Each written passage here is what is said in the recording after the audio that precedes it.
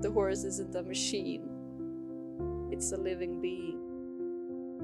My favorite Xenophon quote is, "Nothing that is forced can be beautiful." And I really like this quote because it very much covers the philosophy and feel behind classical riding. I just love this way of riding because the horse teaches you the aids and you get even more humble to these animals. May I have your attention, please? We are about to start pre-boarding cars on the flight FI204 to Copenhagen. Hey, we're on our way to Stockholm. One more flight.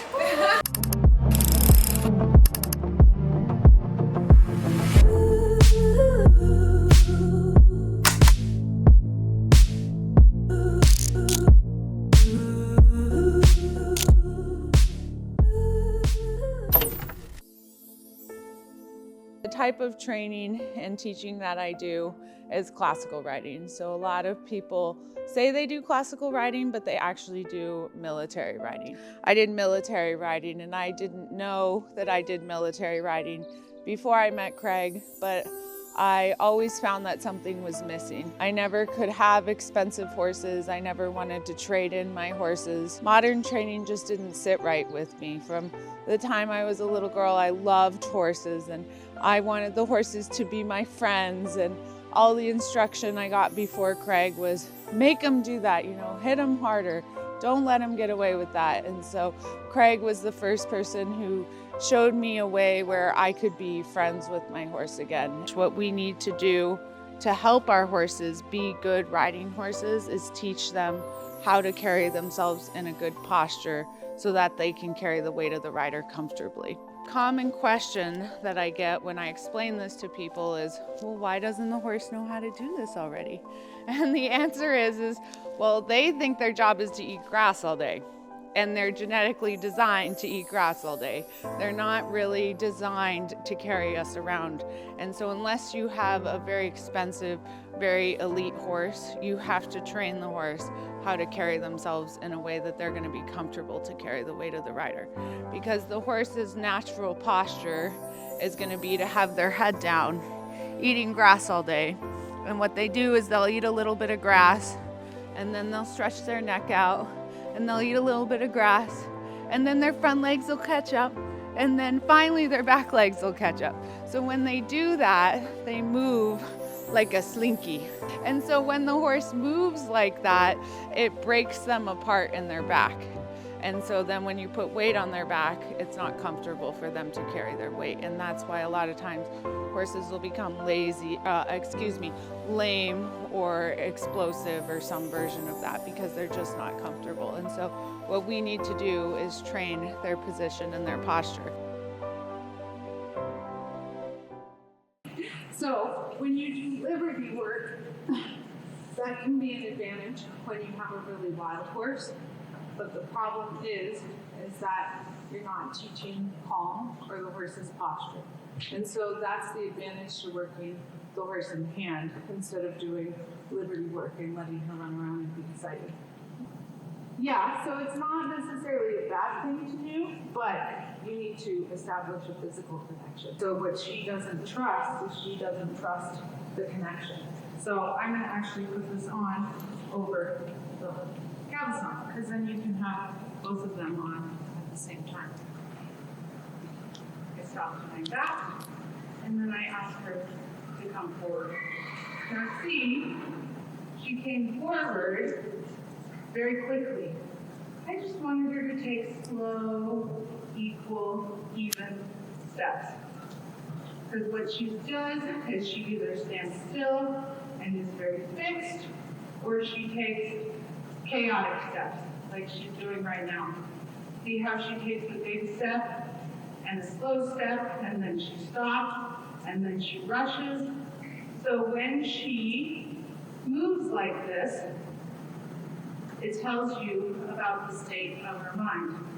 So I'm going to try to start just slow, equal, even steps. And what she should do is join me. Do you feel the difference in the energy when she's like this? So when she's excited, instead of letting her go and chasing her around, it's not that you can't get her to join with you that way, but you need to get her to join with you in the connection.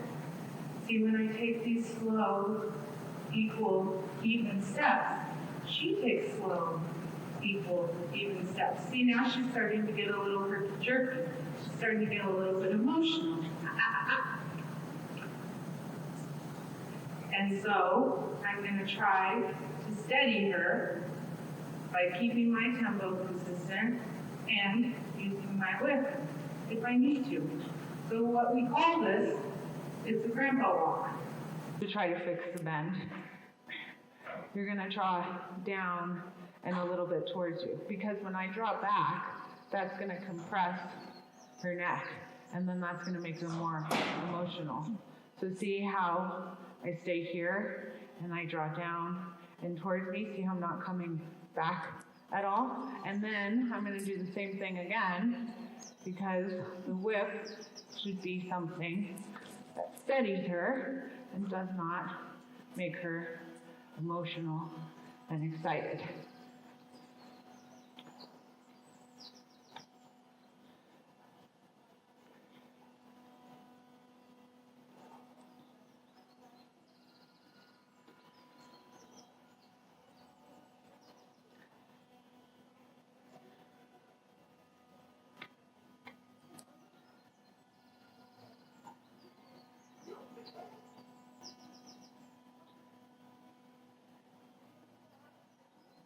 So she's stopped, but she's tense. So I keep holding until she softens and relaxes. So you can see I'm vibrating just a little bit down on the lunge line to try to get her to soften.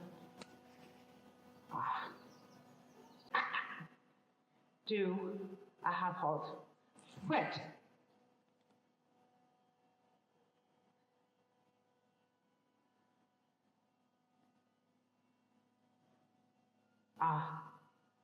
See, I shouldn't be afraid of correcting her, because I'm going to get that reaction. Because I don't want her to knock me over. I don't want her to knock me off balance. She's not safe. But it's like, I'm madly in love with my husband. I love him more than anything in the world. But I have boundaries in that relationship with him, you know? And like, we have to respect each other, even though we're madly in love with each other. And it's the same thing with you with her. So flinging her head around is a boundary. I don't want to get knocked in the head. And so it has to be a boundary with her. But see, look, now I make the correction. She goes, okay, fine. And so she's starting to get to be less reactive. So don't be afraid, don't undercorrect her. Don't be afraid of making corrections because you're afraid of her reaction to it. If you go at her more than once, like I was saying with the other horse after I worked that young horse, then you're overcorrecting her. If you do it one time, even if she gets highly emotional and you do it a little too strong, it's okay, because you're not coming at her. And so I'm going to start her again, and I'm going to show you the halt by the combined effect again. Against me. So I just stay with my light, consistent taps.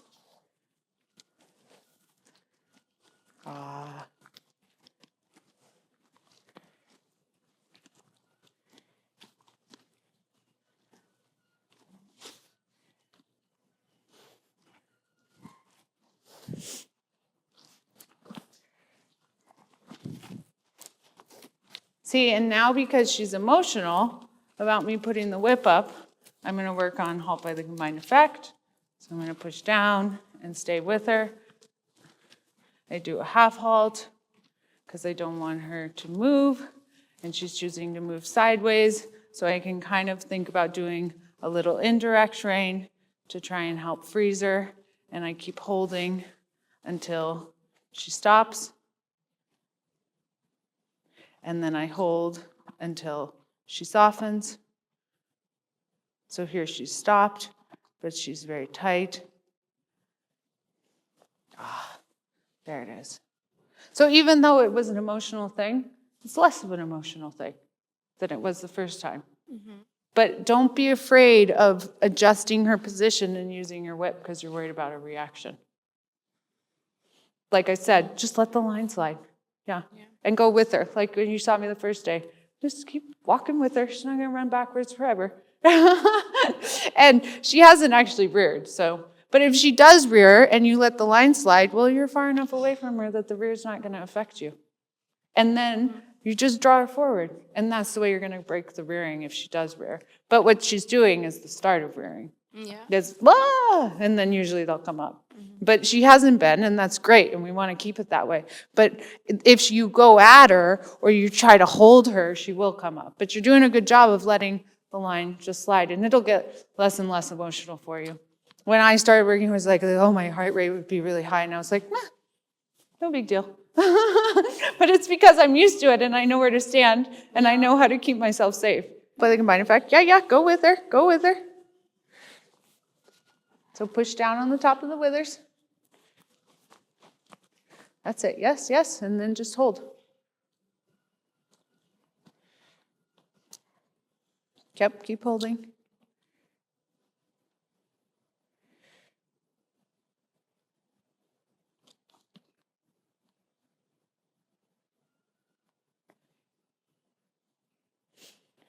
Bring your hand a little more forward. Try not to bring it so far back. Yes, there you go. Good. Very good. That was a good one. Even though it took you a while, feel how she didn't just and try to push against the space and everything, and see how when you backed away, look, she didn't invade your space. No. Do you have any questions on anything? Yeah, many. Do you feel more empowered to work her on your own and have some of these tools? Yeah, Good. I do. I mean, it doesn't really come natural to me. Yeah, it didn't come natural to me when I started either, and my horse was way harder than this, so. Lots of times I kind of see the scared baby, wanting to protect the scared baby. Yeah. But you're not going to be able to tiptoe around her forever. There it is. Is that it? Yeah, I can start to smell it a little. Yeah, we both got a whiff of it.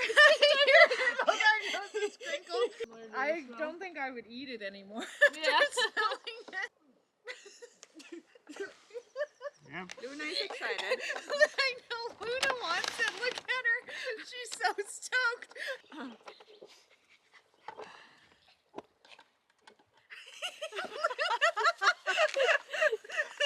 She's going nuts.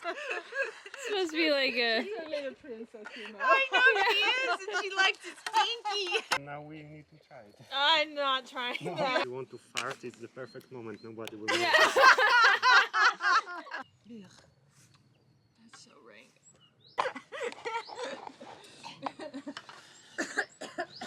Without nothing. Oh boy. Without anything? Yeah. Oh god.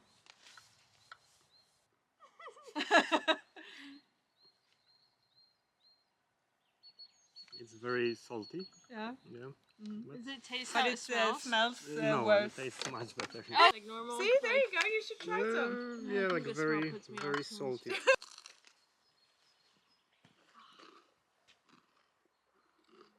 Not too bad.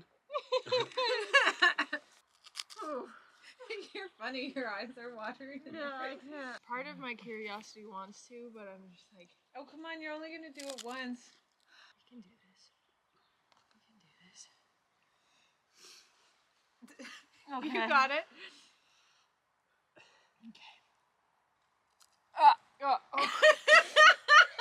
He didn't even do No, I tasted it right as I touched it. I can't. Yeah. It's stuck on my tongue. There, Do you feel sick? no. Really? I do. There's only like certain I types know, of me fish too. that I eat, so Me too. Yeah. as is, it already kind of throws me off. Yeah. I don't like fish a lot. Good job, Max. You did it. did it. You braved it all. Good You ate job. the whole cracker. Oh! Yeah. You got it. Yeah, I got it that time.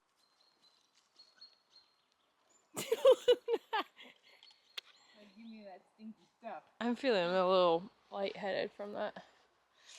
Uh-oh. Yeah, that was not fun. How old is this filly? She will be now Oh, okay. And how old's the other one? 11. She's so much smaller. Yeah. Different stallions? Yeah, no, the same father, but different mothers. You see the mother is also quite much smaller. Yeah, yeah. But, she's so cute.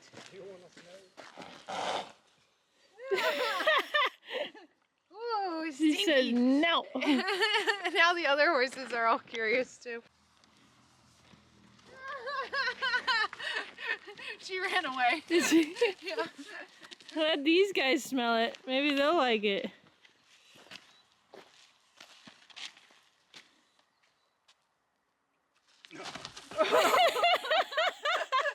No way!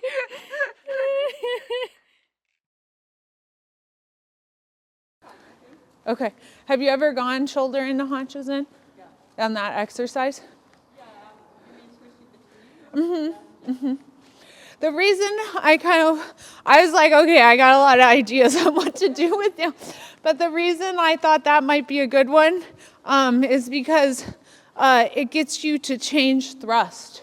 And like we were working on yesterday, getting him to walk in the canter, one of the things that it looked to me like you need to get a little bit cleaner, especially as you're getting close to flying changes, is changing that thrust. Also, getting him to get that really good canter like you got towards the end yesterday, that was really slow and underneath him. One of the ways you can do that is set him up for the canter by going shoulder in, haunches in, and then when you get haunches in, asking him to canter. So see, now go haunches in. There you go. Very nice. Try to keep that right bend. Good. Very good. That's it. There you go.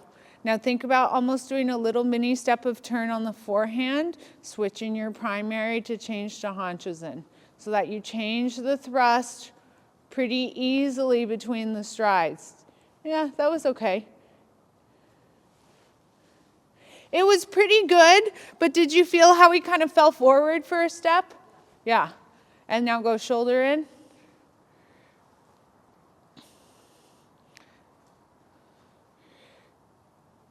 Good, and then go haunches in. Try to keep him. Yeah, that was better. Very good. Very good.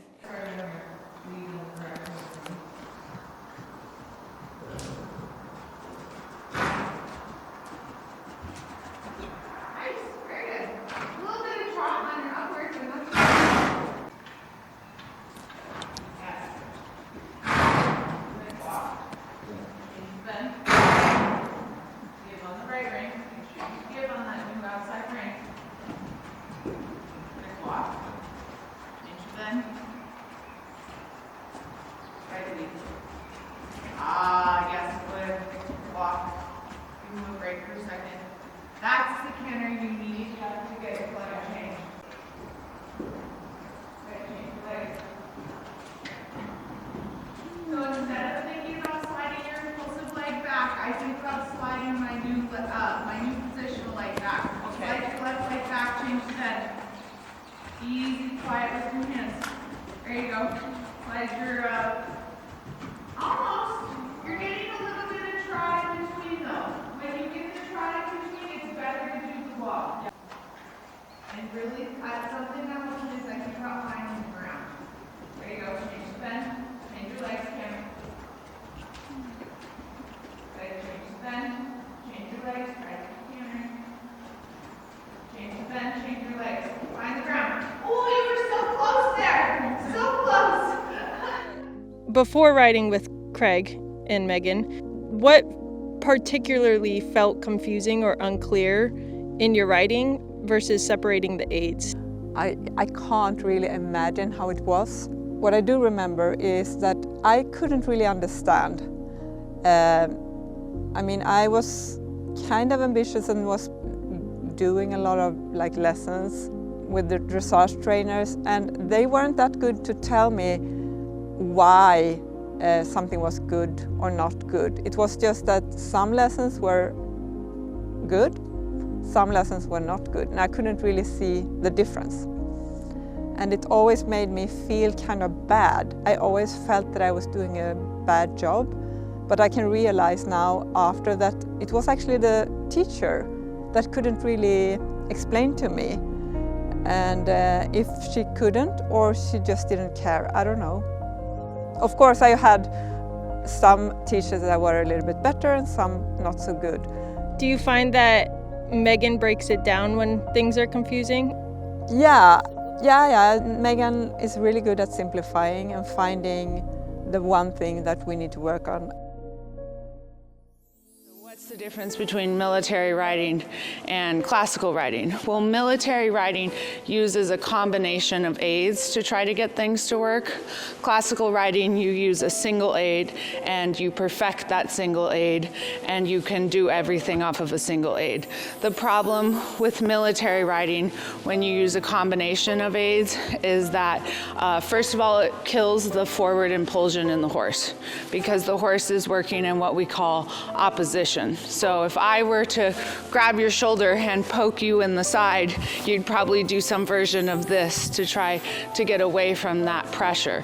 And so when the horse feels that, a lot of times they will freeze. And they knew this again when they were inventing military riding.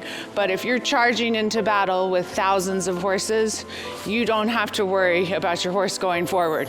It'll go forward. So when you go and you retrain them to all work off of a single aid, then the horse will start to refine their balance and their cadence, and they will no longer be lame. Like I said, you only need one single aid to do everything with your horse. The hand is the primary aid that we use to train our horses, who can do everything off of the hand. And that's a unique thing because a lot of people who ride think that the leg or the seat is the primary aid. The problem with the leg being the primary aid is that I'm sure all of us have ridden horses at some point where we can kick them as hard as possible and the horse still won't go forward. So the legs aren't effective. They are not very precise. They also disconnect the horse. So if we're constantly using our legs, one of the things that horses will do is twist through their body to try to avoid that pressure.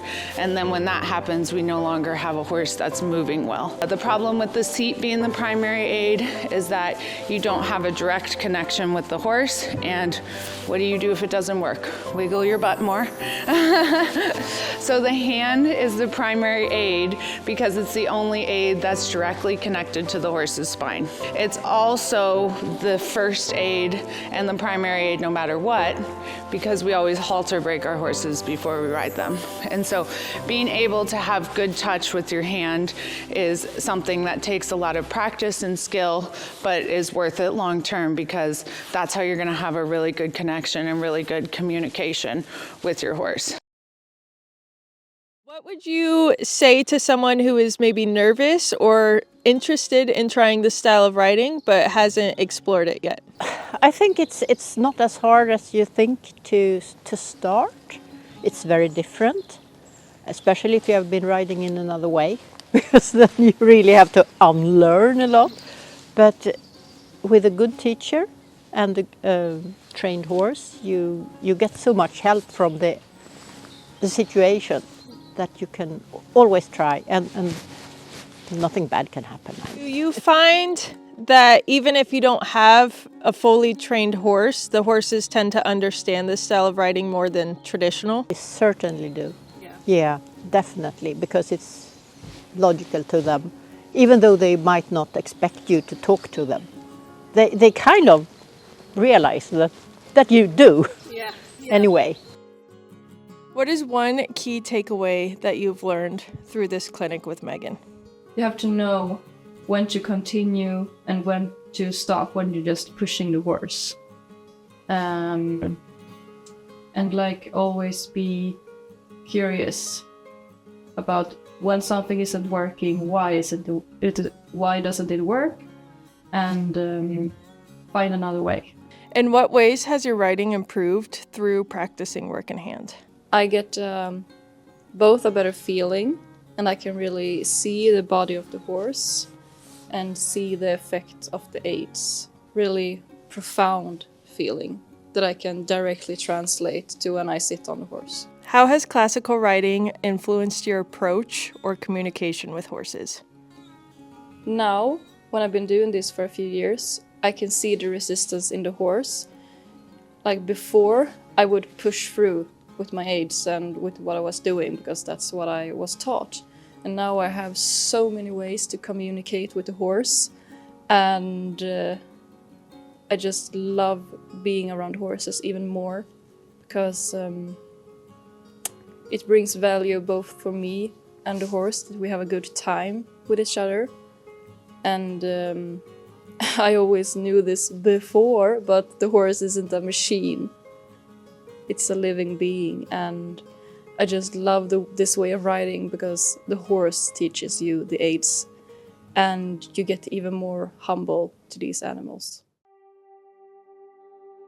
You can do anything with your horse on these 4 basic aids. So 2 of the aids are gonna control the horse's speed, and 2 of the aids are gonna control the horse's weight. The aids to control the horse's speed, which you can also call the horse's thrust, are gonna be your half halt and your reverse half halt. A half halt is a circle from below to above. It's not creating any sort of backwards pressure. So a lot of people have heard the half halt, they know the term the half halt.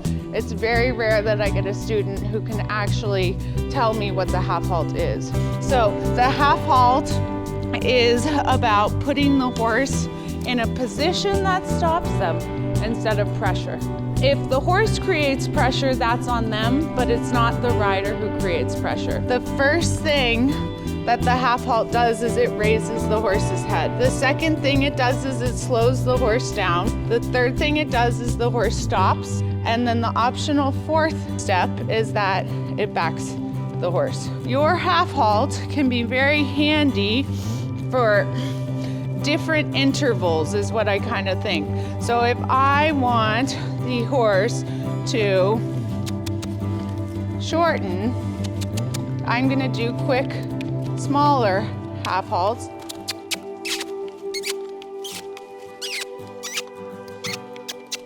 Which is gonna shorten the horse. If I do a little bit more, I can slow the horse. If I do even more, I can stop. And again, if I keep doing the half halt, I can ask the horse to back. So you can see that when I asked the horse to back there wasn't any pressure.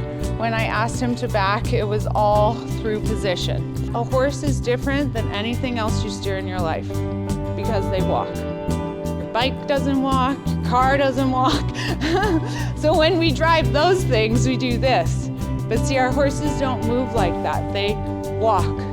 And so a very common mistake that you see when people are learning the aids, and I know I did this for many years when I was learning, is that they will hold the aid too long. You stopped, just like abandoning the horse, you stopped the rhythm of the horse. So even when my aid doesn't work, I still stick with my rhythm. So like my direct rein is now. See, it's not working as much as I want. So I don't hold my aid, I keep doing now, and then I can use my whip to back it up. So those are the reasons that your aids are always circular shaped. So one of the things I thought was so cool when I learned classical riding is I found that I can turn my horse clockwise and I can turn my horse counterclockwise, all on a single rein. So right indirect rein will rotate him counterclockwise. A left direct rein will also rotate him counterclockwise. That's why I was saying it's important to know the difference between your horse just turning to the right and turning to the left. So the next common question that I get from everybody is, well, if the leg's not the primary aid, how do you get the horse to go forward? And the answer is the reverse half halt. The reverse half halt was a term that Craig came up with, but he doesn't say that he invented it, he says that he read it. What the reverse half halt is I start with a small half halt, just enough for him to place his weight back, and then I indicate forward with my hand. and he should fill that space. So the reverse half halt is the most psychological aid for the horse. It does have to be trained into the horse. And even in military riding, they know you have to train the horse to be forward. Their definition of training the horse to be forward, though, is spurring them or whacking them on the hind and making them go forward. The horse is just excited. It doesn't necessarily mean that they're forward. So to me, what a forward horse means is that the horse wants to join with me. So that's what the reverse half halt teaches our horses, is that I put him in a position that makes it easy for him to move, and then I invite him to take that movement forward. I can change my reverse half halt depending on whether I want to change gaits or I just want to lengthen the horse. So if I get him going and I want him to increase his speed, I can just give.